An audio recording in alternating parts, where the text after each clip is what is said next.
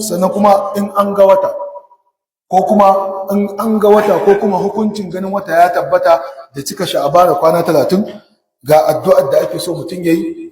manzo Allah sai ya kasance in ya ga wata yana yin wannan addu'a, Allahumma ahillahu alaina bil amni wal iman was salamata wal islam rabbi wa rabbuka Allah hilal rushdin wa khair.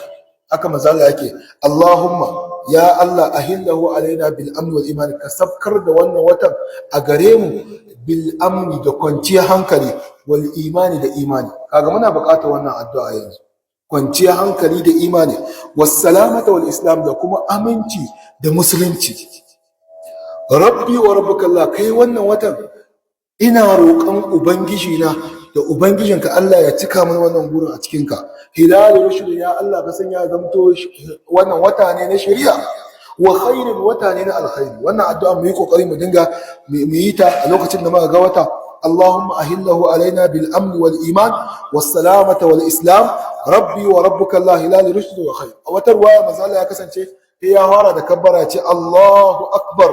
Allahumma ahillahu alaina bil amn wal iman was salamata wal islam wat tawfiq lima yuhibbu rabbuna wa yarda rabbuna wa rabbuka Allah. Kenan kowace ka rike daga ciki ya isa, kowa ya kokari bakin gurgudu dama in munasaba ta zo kai kokarin har da cewa ba iya wata na Ramadana ba, dukkanin wata in an gani daga cikin watan na guda 12 na musulunci haka ake so kai. Idan kai kokari rubuta ta da rike ta, koda da Hausa ta boko ce taka ko Hausa ko kuma Faransai, ka rubuta dai ka iya karanta ta kai. Allah taimaka, Allah sai alkhairi.